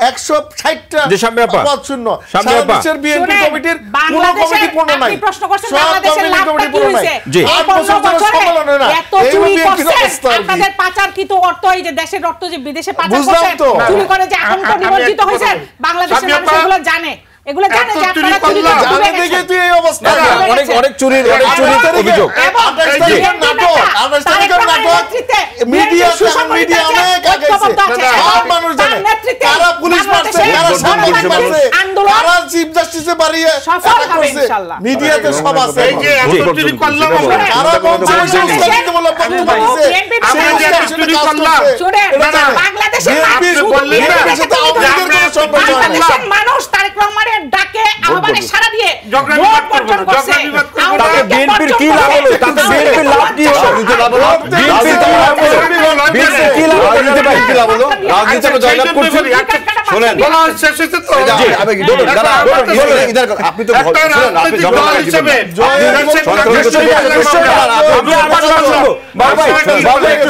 বিএনপির কি লাভ হলো? বাবু একটু শুনে আপনার কাছে বিএনপির কি লাভ হলো? পুলিশ নিয়ে সামনে আপা একটু শুনে, সামনে আপা একটু হেলাল ভাইয়ের কথা শুনে। হেলাল ভাই বলুন আপনি। হেলাল ভাই, বিএনপির কি লাভ হলো? তাহলে আপনারা কোথায় যুদ্ধ ছিলেন? করবো আপনাদের সঙ্গে। আপনাদের সাথে না, কি আপনারা আছে? এই যে রেপ, পুলিশ, বিডিআর, আমি সব নিয়ে বিএনপি আপনাদের শোনেন, উপরে আমাদের সাথে তো। বাবু একটু শুনে আমরা হেলাল আমি ভাইয়ের কথা একটা শুনে। কথা আনসার জি, দেই। পাশাপাশি জি। আপনারা ভারতকেও যে ডেকে আনেন। সব যদি আমাদের কথায় আসে, পৃথিবী যদি আমাদের কথায় চলে, পৃথিবী না। এইটাই হলো যোগ্যতা। না, এটা যোগ্যতা এইটাই না। হলো যোগ্যতা। এবার একটু হেলাল ভাইয়ের কথা শুনে, হেলাল ভাই বলুন।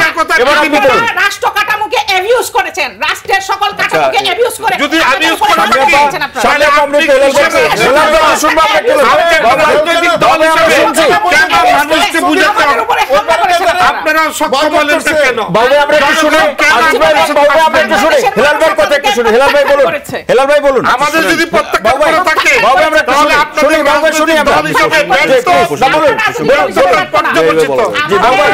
পদত্যাগ করে চলে যান। বাবু ভাই আমরা শুনি। জি, হেলাল ভাই বলুন। দল আমরা একটু থেকে শুনি, হেলাল ভাই। পদত্যাগ করে চলে যান। বিএনপি এই দলের কোনো কমান্ড নেই। আবার এই যে আপনি বললেন, অনুরোধ করছি সবাইকে, আপনি বললেন- সবাইকে অনুরোধ করছি যে আসলে আপনি বিএনপি বললেন- নির্বাচন বর্জন করে আপনি বললেন- কিভাবে লাভবান হয়েছে বলুন। বলুন, হেলাল ভাই বলুন। আওয়ামী লীগ সব করে। আওয়ামী লীগের কথা ভারত শুনে, আওয়ামী লীগের কথা আমেরিকা সব- শুনে। আমেরিকা শুনে। সব যদি আওয়ামী লীগের কথা শুনে, পুলিশ, বিডিআর, আর্মি, জনগণ সব যদি আমাদের হয়, আমি একটু কথা who are বলি। you? জি, আপনি কেমন? আমরা একটু শুনে আসি তাহলে হেলাল ভাই চোর হলেন কি আপনারা। লাভ হয়েছে বাবু নিশ্চয়ই সেটা আপনি সমৃদ্ধ দেবেন। হেলাল ভাই আপনি বলুন। বাংলাদেশের একজন নাগরিক এবং আপনি এই কথা আমাকে বলতে আপনি তো পারেন না। বললেন, সব বাংলাদেশের আওয়ামী- মানুষ আপনাদেরকে প্রত্যাখ্যান আমি- করেছে, আপনাদের না, না, লজ্জা তাহলে হয়, আপনি শরম কে? হয়। আপনি একটা তারপরে রাজনৈতিক আপনারা দলের চাঁদাবাজি করতেছেন। সদস্য। আপনাদের যদি আপনার লজ্জা দল শরম থাকতো, মোকাবেলা করতে personality পারে থাকতো, না। তাহলে আপনারা একটা কল্যাণমুখী রাষ্ট্র আপনারা একটা গঠনের কথা স্বচ্ছ বলতে পারে না। নির্বাচন দিতেন, তাহলে যে এই নির্বাচনের প্রার্থী দলের মাধ্যমে কি প্রয়োজন? বাংলাদেশের আমি মানুষ দুইজনকে ভোট অনুরোধ কেন্দ্রে করছি, ভোট দুইজনকে দিতে অনুরোধ পারে না। করছি, আমি মুসলিম লীগের মানুষ বাবু ভাই, ভোট দিতে বাবু পারে না। অনুরোধ করছি। আমরা তো মুসলিম আজিজ লীগের ভাই, বাবু ভাই এবং সামনে আপা। আপনাদের ভোট নাই। আপনাদের তো মানুষের চোদ্দ সঙ্গে হাজার ভোট নাই। আমরা আজিজ ভাই, বাবু ভাই একটু সামনে আপা অনুরোধ করছি। হেলাল ভাইকে শুনে আমরা সবাইকে শুনবো। হেলাল ভাই একটু আচ্ছা, বলুন। প্লিজ আমার প্রশ্নটি ছিল যে বিএনপি কি লাভবান হয়েছে বা কি লাভটা হয়েছে কি? রাজনীতিতে বিএনপি বিজয় অর্জন করেছে। কি বিজয় অর্জন করছে? আমাদের সামনে আমিও বলছি যে বিএনপি কথায়, তারেক রহমানের কথায় এদেশের লোক ভোট বর্জন করেছে, অর্থাৎ রাজনীতিতে আমরা জয়লাভ ভাই, করেছি। এইটাই কিন্তু তো আমি আমি চ্যালেঞ্জ করছি। তারেক রহমানের কথা ভোট- জয়লাভটা কি? হ্যাঁ, অবশ্যই করেছে তো তারেক ভাই, রহমান আহ্বান করেছে। করেছে। তারেক কেন রহমান বলেন আহ্বান আপনি? করেছে। এটাই বলবো আমরা। এটা আহ্বান কি? এটাই বলবো, কালকে এটা- আমাদের এটা নেতা। ভুল ব্যাখ্যা মানুষের কিন্তু কাছে। জয়লাভ করলো কে? ভুল ব্যাখ্যা দুইজনের ভাষায় যে- বলে। রিয়ালিটি, এটাই রিয়েলিটি। No reality. বলুন, বলুন। হেলাল ভাই আমরা শুনছি আপনাকে, আপনি বললেন দর্শক শুনবে, আপনি বলুন। সৌভিক আন্দোলনের যে ডিসিশন জনগণ নিজের আপনাদের দলের এখানে- তারা মানে না, জনগণ তো বলে না। হেলাল ভাই আপনাকে কিন্তু আমরা শুনতে চাচ্ছি, আপনি বললেন দর্শক শুনবে। আপনি বলুন, আমাদের জোর আপনি যদি বলুন। থাকে, আপনাদের তাহলে বাধ্যতা জোরটা করে ভাঙে থাকে, দেন। এটা আমরা বুঝি। আমরা তো এরশাদ না, নিশ্চয়ই সেই জোর ভাঙার প্রশ্ন নয়, ভাবে আমরা একটু শুনে আসি, হেলাল ভাইকে একটু শুনি। হেলাল ভাই আমাকে আলোচনা জবাব শেষ হোক। দিতে হবে। আমি বলি, শুনে আমরা এখানে জিয়াউর জোর রহমানকে বলবে। টেনে হেসড়ে নামাইছি, আমরা খালেদাকে আঁচল ছিঁড়ে নামাইছি, না, ওই সময় আন্দোলন- আমরা এরশাদ ওইটা- চাচ্ছি। ওইটা আন্দোলন। এমনিসি আপনারা আছেন, আমরা পাচ্ছি। আঁচল ছিঁড়ে অন্যায় নামাইছি। করেছে দেশের মানুষ, আঁচল ছিঁড়ে নামাইছি, আমাদের আমরা সাথে করি না। আন্দোলনে শরীক হয়েছে। জিয়াউর রহমান আপনাদের সাথে তো আন্দোলন জি, হেলাল ভাই, হেলাল ভাই বলুন। বাবু একটু শুনে, আমরা হ্যাঁ, একটু আমাদের শুনে আসি, বাবু ভাই। নেতৃত্ব বাবু একটু শুনে আসি। হয়েছে, চোর No, চোর এবং নাই। চোরদের আপনারা দিচ্ছেন। শাস্তি নিশ্চিত করছি চোরদের বাংলাদেশে। শাস্তি আপনারা শুনে, নিশ্চিত আমরা করেন নাই। করেছি। এটা বাংলাদেশে দিয়ে এখন আসামি, আপনারা করেন নাই। চুরির দায়ে আপনারা আসামি। করেন নাই, ভাই। একটা প্রমাণ হেলাল ভাই, হেলাল ভাই, আপনারা আপনি চোর, এটা এখন বিশ্ববাসী জানে। আমরা চুরির আচ্ছা, দায়ে আমরা এই আলোচনাটি আমরা শুনবো। অধ্যাপক ডক্টর কামরুল হাসান নিশ্চয়ই আপনি শুনতে পাচ্ছেন। চোরেদের অস্তিত্ব আচ্ছা, তিনি যুক্ত হলে আমরা আলোচনা শুনবো। আমি একটু সবাইকে অনুরোধ করছি, আমি একটু হেলাল ভাই আলোচনাটা শেষ করে এরপর আবার আলোচনা শুনবো। জি দেখেন, এখানে তো একজন আর একজনের বিরুদ্ধে নেতা নেত্রী সম্বন্ধে আপনারা যে সমস্ত কথা বলছেন, আমরা বলি না, কর্মকাণ্ড কর্মকাণ্ড তো আপনার কর্মকাণ্ড যদি ভালোই হতো আপনাদের, তাহলে তো গুলি, বন্দুক, রাইফেল, ডিজিএফআই, এনএসআই এইসব জন্য জনগণের উপর মানে ক্র্যাকডাউনটা করতে পারতেন না।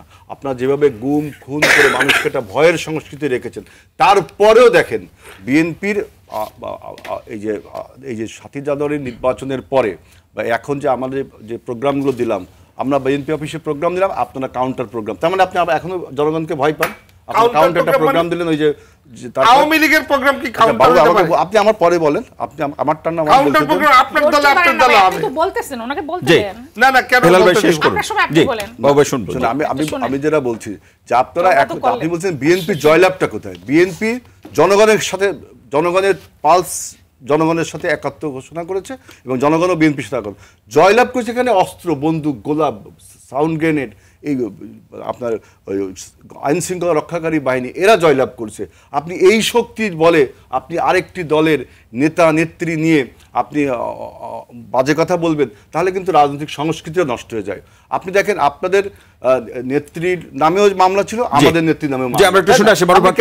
আমাদের তখন তো টকশো সাধারণ পরিবেশ থাকবে না। আপনি টকশো ক্ষমতায় থাকলে মামলা থাকে না, ক্ষমতায় না থাকলে মামলা চলতে থাকে এবং সাজা ভোগ করতে হয়। এখন হেলাল ভাইরা যে কথাগুলি বললো, আমি তো ঝগড়াঝাটি শুনতেছিলাম, আসলে যে কথাটা হেলাল ভাই বললো যে নেতা নেত্রীদের নামে আপনারা মিথ্যা করতেছেন, তা আলটিমেটলি মিথ্যাচারটা কিন্তু সঙ্গত বলতে গেলে যে কে করতেছে। কারণ যে নেতা তার অপকর্মের জন্য রাজনীতি করব না বলে নাক এইভাবে কথা বলবেন না।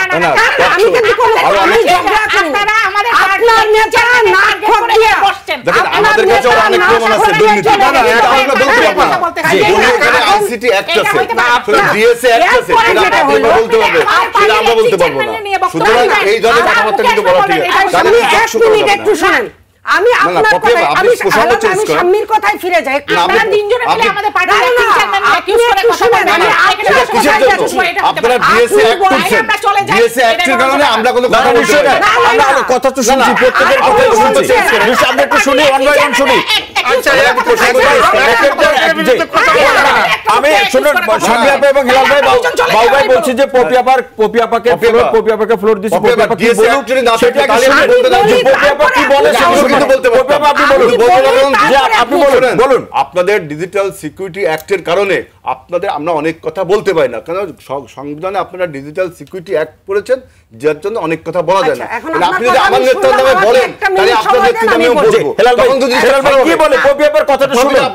আমাদের নেতার বিরুদ্ধে বলবেন, আমার নেতার বিরুদ্ধে বলি না। তাহলে আপনি আপনার প্রসঙ্গ হলো ডোনাল্ড লু, প্রসঙ্গ হলো ক্ষমতার মামলা। আপনি বলেন শাম্মী, আমি আপনাকে রিকোয়েস্ট করি, আপনি শুনেন না, আপনি আগে শুনেন আমার কথা 1 মিনিট, তারপর আপনি আমাকে 2 মিনিট বলেন। আমি আপনার কথাই ফিরে আসছি, আপনার কথাই ফিরে আসছি। আপনি কথা প্রসঙ্গে বললেন কি আওয়ামী লীগের লোকজন মানে আগের হাল যেভাবে যায় পাশের হাল সেইভাবে যায়, এটা বলি না। আপনি না আমি বলতেছি আপনি বললেন কি আওয়ামী লীগের লোকজন 28শে অক্টোবর আওয়ামী লীগের লোকজন হামলা করছে। ঠিক 2004 সালে যখন বঙ্গবন্ধু কন্যা জয়ন্ত্রী শেখ হাসিনার উপর গ্রেনেড হামলা হইল, আপনার নেত্রী বেগম খালেদা জিয়া তৎকালীন প্রধানমন্ত্রী কিন্তু এই কথাই বলল যে শেখ হাসিনা কি করছে, বেলিটি ব্যাগে কইরা নিয়ে গ্রেনেড হামলা দিয়েছে। কাজেই মিথ্যাচার করা আপনাদের স্বভাবে পরিণত হয়েছে। আপনার নেতা রাজনীতি করবে না, এইটা লিখিত দিয়ে বাংলাদেশ থেকে 1/11 এর সময় বের হয়ে গেছে। এটা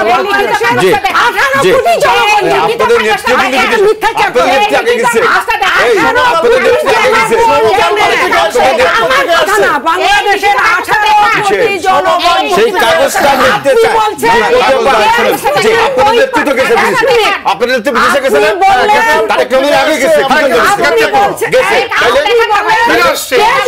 সমকাল পত্রিকায় আসছে,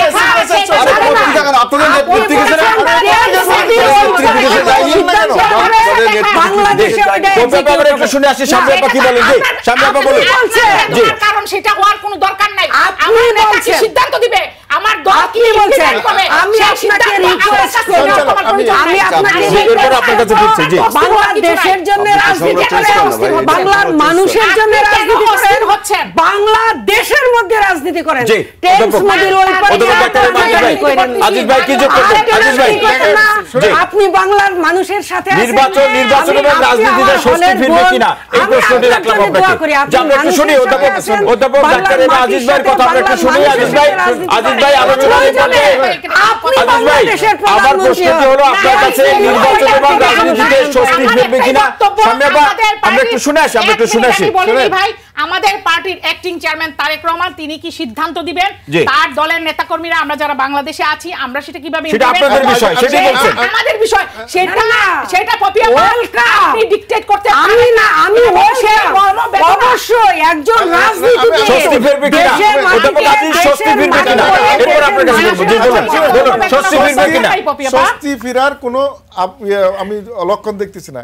এই যে উনি বলতেছে ওনাদের অ্যাক্টিং চেয়ারম্যান তারেক রহমান সাহেবের যখন পানিশমেন্ট হলো তখন ওনারা গণতন্ত্র চেঞ্জ করে ইলেকশন কমিশনে পাঠাইলো, ইলেকশন কমিশন অ্যাকসেপ্ট করে নাই, তারপরে তারা হাইকোর্টে গেল, ওটা এস্টাবলিশ করতে পারে নাই। তার মানে সেই হিসাবে এখন অ্যাক্টিং চেয়ারম্যান তারেক রহমান বৈধভাবে। আপনার সমস্যা কি? আপনার সমস্যা কি? আমার সমস্যা আপনার সমস্যা কি? আপনি কি বিএনপি আপনার সমস্যা কি? আপনি কেন বলবেন? আপনার নেতৃত্ব বিদেশে কি? আপনার নেতৃত্ব আপনাদের সমস্যা।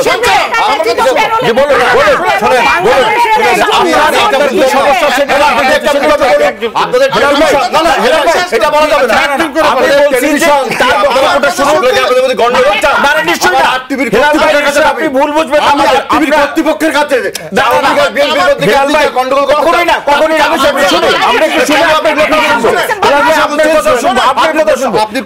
সেটাই শুনছি ফিরবে কিনা স্বস্তি ফিরবে কিনা সেটাই স্বস্তি ফিরবে কিনা সেই আলোচনা দিয়ে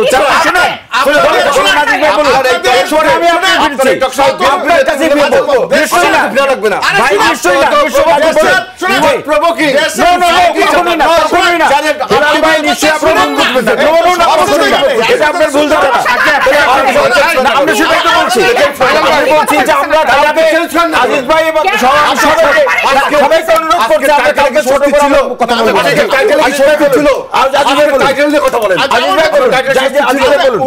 স্বস্তি ফিরবে কিনা সেটাই বলুন। 95% মানুষ বিএনপি ভোট দিচ্ছে।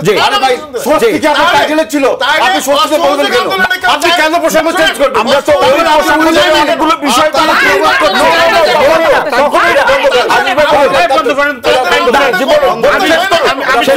আপনার কাছে ফিরছি আমি। আপনি টাইটেল চেঞ্জ করলেন কেন? আপনি প্রভোগ করতেছেন। না না আমাদের এটা তো আমাদের মূল টাইটেল হেলাল ভাই, এটা আমাদের মূল টাইটেল। আপনি দেখেন টাইটেল স্বস্তি আমরা তো যে আলোচনা হচ্ছে তার প্রেক্ষাপটে স্বস্তি ফিরবে কিনা স্বস্তি ফিরবে কিনা। জি জি দেশের যে কোনো নাগরিক আমাদের অনুষ্ঠান ত্যাগ করব সোজা কথা না। আমরা সবাই অনুরোধ করছি কেউ কথা বলবেন না। রিকোয়েস্ট করছি আপনার কাছে সম্পর্ক নষ্ট করে দিচ্ছি। না না অবশ্যই না অবশ্যই বলুন। বিএনপি যদি নরমাল রাজনীতিতে ফিরে না আসে, তাদের নেতৃত্ব যদি ঠিক না হয়, দলের সম্মেলন যদি না করে, দলের আমাদের এই যে নরমাল বলতে আপনি কি বুঝাচ্ছেন? নরমাল বলতে আপনি কি বুঝাচ্ছেন? সেক্রেটারি এমপি আমাদের দলের কথা উনি বলে দলের সেক্রেটারি এমপি সংসদ বিএনপির কথা আপনি বলছেন কেন? ডেমোক্রেসি কোথায় বললেন? ডেমোক্রেসি কোথায় আমি বলছি। ওনার মাথাটা কেন আমার দল নিয়ে? শুনেন স্বামী আপনি শুনেন, আমার মাথায় আছে। আমরা চাই আমি চাই যে বাংলাদেশে একটা শক্তিশালী দল থাকুক, বিরোধী দল থাকুক, তাদের জায়গা থাকুক, নালে ডেমোক্রেসি হবে না। তাদের ডেমোক্রেসি আমরা এই আলোচনাটি সামনে আপনারা বাবুভাই সবাইকে আমাদের সাথে জুমে অধ্যাপক ডক্টর কামরুল হাসান আছে, তার আলোচনা শুনে আবার আপনাদের কাছে আমি ফিরছি। আমি অনুরোধ করছি আপনার কাছে আমি ফিরছি। স্বামী আপা বলছে আমাদের দলের নেতা নিয়ে আপনি কথা বলছেন কেন? না নিশ্চয়ই কোনো অপমান বা অসম্মানজনক কোনো শব্দ ব্যবহার করবেন না। কেউ করে নেই। স্বামী আপা নিজেই উত্তেজিত হয়েছে। আপনারা উত্তেজিত কথাবার্তা বলতেছেন, আমি আমার মতো বলি, আপনি আপনার মতো করে বলবেন। আমি বলছি তারেক রহমান সাহেবকে নিয়ে কথা বলা যাবে না, এটা তো বাংলাদেশের রাজনীতি। বাংলাদেশের রাজনীতিতে তারেক রহমান যতদিন সক্রিয় থাকবে, তার ভুল ত্রুটি, তার ইচ্ছা শক্তি যদি সে কাজে বিএনপি কিভাবে চলবে সেটা আওয়ামী লীগ ঠিক করে দিবে? নো, সেটা আমি বলি নাই। আমি বলছি আমার সংবিধান যেটা বলবে সেটাকে আমরা সম্মান দেখাতে হবে। সাংবিধানিক অধিকার রয়েছে প্রত্যেকটি মানুষের আলোচনা সমালোচনা করার। কোন ক্ষেত্রে?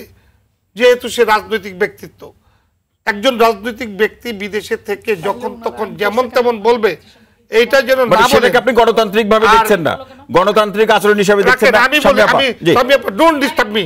আমি আপনি শুধু এটা জানেন, জনাব তারেক রহমানকে নিয়ে কথা বলা যাবে না।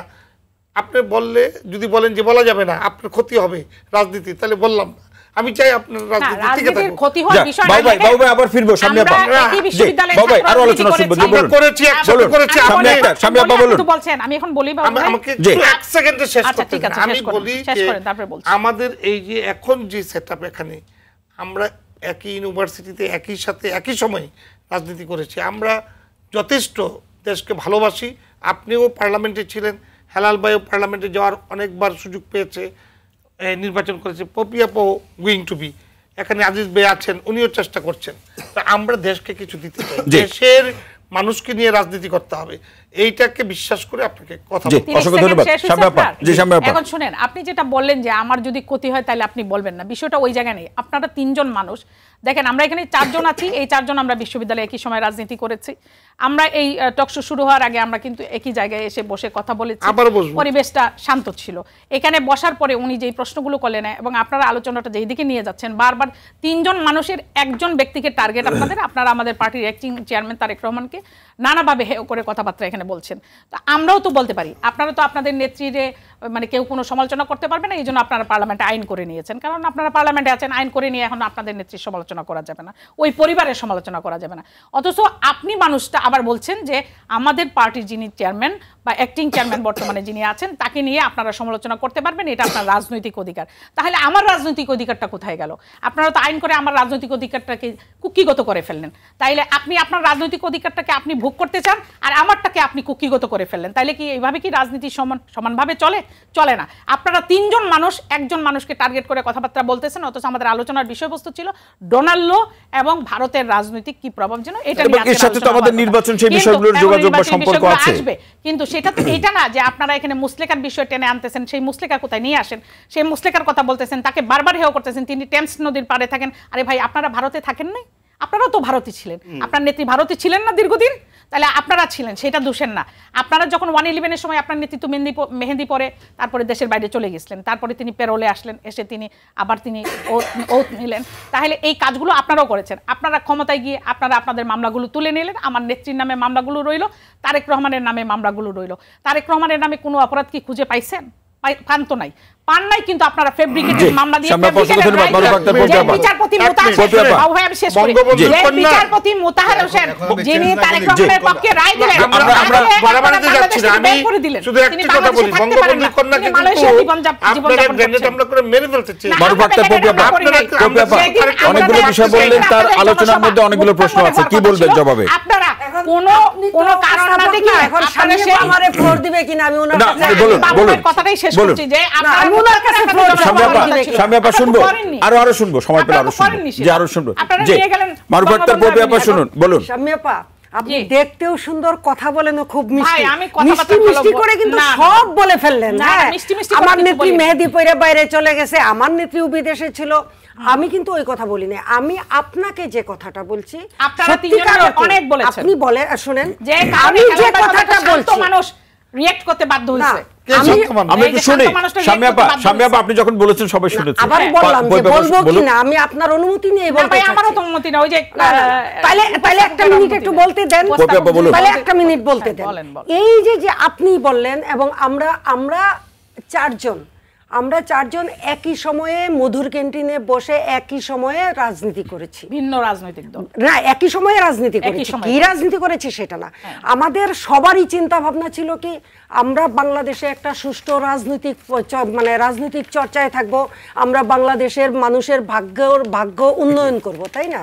কিন্তু যে কোনো রাজনৈতিক দল যদি এই চিন্তা ভাবনা থেকে যে কোনো নেতা, সেটা আমিও হতে পারি, আপনি হতে পারেন, XYZ সেও হতে পারেন, হ্যাঁ সেটা আপনার নেতা হতে পারেন, কিন্তু সে যদি কোনো রাজনৈতিক কোনো নেতা যদি ভুল করে তার সমালোচনা করা যাবে না। আমার মনে হয় এর চাইতে এটা বলেছি না, এর চাইতে বড় এর চাইতে বোধহয় বড় এটাকে কি বলবো যে নিপীড়ন বলেন বা বাধ্যকতা বলেন বা গণতান্ত্রিক বাধা, এর চাইতে বোধহয় গণতান্ত্রিক বাধা আর কোনো কিছু হতে পারে না। না না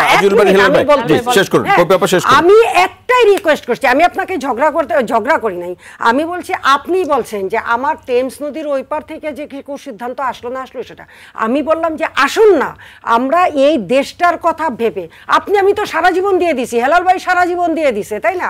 আমরা একটা সুষ্ঠু বাংলাদেশ, সুন্দর শান্তির বাংলাদেশ, একটা সুন্দর রাজনৈতিক চর্চার মধ্যে থাকতে চাই।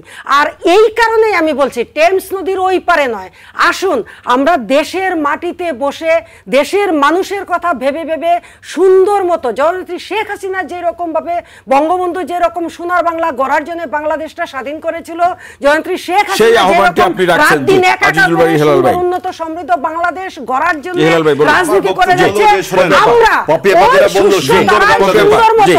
বাংলাদেশের মানুষের কথা ভেবে বাংলাদেশের উন্নয়নের আমি যেটা বলছি, আজকে একটা কিছুক্ষণ আগে কালবেলা একটা রিপোর্ট দেখলাম, এই রিপোর্টটা যদি মূল্যায়ন করেন তাহলে পপিয়াপার মতে আমি তার সাথে একমত যে সুন্দর বাংলাদেশ গড়া দরকার। কালবেলা রিপোর্ট দেখলাম যে ছাত্রলীগের একজন নেতা বলছে যে ভোট পরে 300 বানানো হয় 3000, এই কিছুদিন আমি দেখলাম। তা এই ভোট পরে 300 যেন বানানো না হয় 3000, তাহলেই সুন্দর বাংলাদেশ হবে। যে কালচারটা আপনারা শুরু করেছেন বর্তমান শাসক গোষ্ঠী, আমি আর কিছু শাসক গোষ্ঠী শুরু করেছেন, এই যে ভোট পরে 300 আপনারাই বলছেন, ছাত্রলীগই বলছে গণনা করা হয় 3000, এই কালচারটা বন্ধ করেন তাহলে বাংলাদেশের ডেমোক্রেসিটা প্রতিষ্ঠিত হবে। একটা মিনিট আমি বলি, এইটা কিন্তু আপনাকে না না হেলাল ভাই, আপনি যদি মনে করেন বাংলাদেশের ভোট কারচুপি হচ্ছে, এটা কিন্তু বাংলাদেশের মাটিতে রাজনীতির মাধ্যমে আপনাকে এর মোকাবেলা করতে হবে। ঠিক যেইভাবে আমরা মাগুরার নির্বাচন মোকাবেলা করেছি, ঠিক যেইভাবে আমরা 2001 ইলেকশন বাংলাদেশের মানুষকে সাথে নিয়ে তখনই ফিরে আসবে। এই